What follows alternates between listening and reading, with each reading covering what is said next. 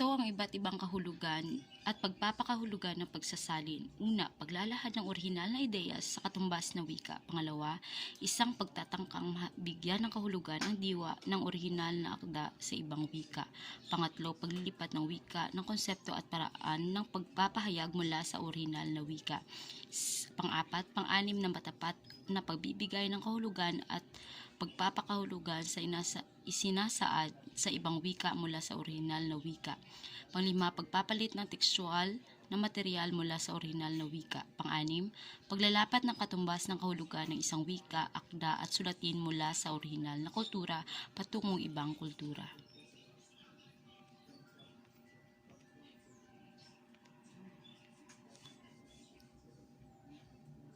Pang-pito, pagtutumbas sa diwa at orihinal na wika patungong paglilipat wika.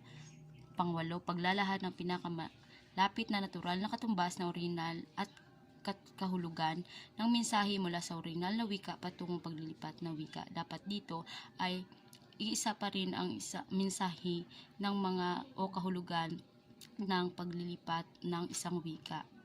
Pang-siyam, sistematikong paraan ng paglilipat diwa mula sa isang wika patungo sa ibang wika. Pang-sampo, pagpapahayag ng orihinal na diwa ng isang sulatin sa ibang wika. Paglilipat ng diwa sa isang orihinal na sulatin sa ibang wika gamit ang parehong paraan at estilo ng pagsusulat nito. 12. Paglilipat ng diwa, estilo at paraan ng pagpapahayag mula sa orihinal na wika patungong ibang wika. Pang-13. Paglilipat ng elementong lingwistika at panitikan sa anumang sulatin o akda na saklaw ng karunungan. 14. Pagbabagong wika ng isang ideya o konsepto mula sa orihinal na wika nito. 15. Pagtutumbas ng estilo at paraan ng pagpapahayag ng mensahe ng orihinal na piyasa patungong ibang wika.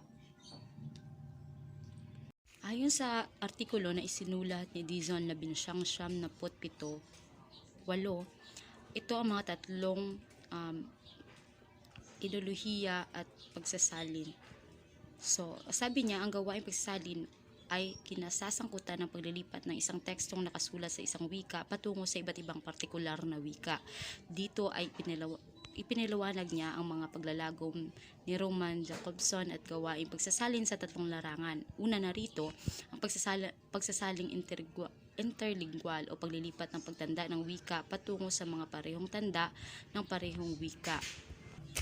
Pagsasaling intralingual, kapag ininterpreta ng mga tanda ng batayan ng wika batay sa tanda ng wikang pagsasalin. Pangatlo, pagsasaling intersemiotic o yung paglilipat mula sa wikang pasalita tungo sa sistema ng di pasalita na mga tanda. Halimbawa, paglilipat ng tekstong nakasulat sa musika o sining visual. Intended and presume or convey the same meaning, equivalent textual materials, a text which communicates the same message, equivalent of thought. Ito ang mga pariralang tumutukoy sa salin. Maliwanag na sinasabing ang salin ay dapat naghahati ng parehong kahulugan, katumbas o teksto ng parehong mensahe at katumbas na diwa ng material na isasalin. Mula sa mga kahulugan na banggit sa unahan, mapapansin natin na sa pagsasalin ay mayroong nakasangkot sa dalawang wika. Ang wikang isasalin at wikang pinagsasalin mayroong nagaganap na paglilipat at inilipat ay kahulugan ng isang isasalin. Ito din ang mga antas ng pagsasaling wika. Una, karaniwang salin. Pangalawa, pampanitikan, idiomatiko, teknikal na pang-agham, malikhaing pagsasalin at mapanuring pagsasalin. Ang karaniwang salin ay gumagamit ng karaniwan ng mga pangungusap na madaling maunawaan sa karaniwang mambabasa. Ang pampanitikan naman ay mataas na uri ng pagsasalin, wika ng pagpapahalaga sa tibay na bigat ng impormasyon at estilo ng pagkakasulat. Ang idiomatiko naman ay nagpapahalaga sa pragmatics o simbolong kultural sa pagpili ng mga tinutumbas na salita. Ang teknikal na pang-agham naman ay nakapokus sa ugnayan ng impormasyon, pang-agham at tipiko nito sa institusyong panglipunan. Ang malikhaing pagsasalin naman ay nagpapahalaga ng bagong kaisipan, estilo o paraan ng paglikha ng sining, at ang panghuli, mapanuring pagsasalin ay nakatutok sa pagpapakahulugan kaysa sa pagkatumbas lamang ng mga salin.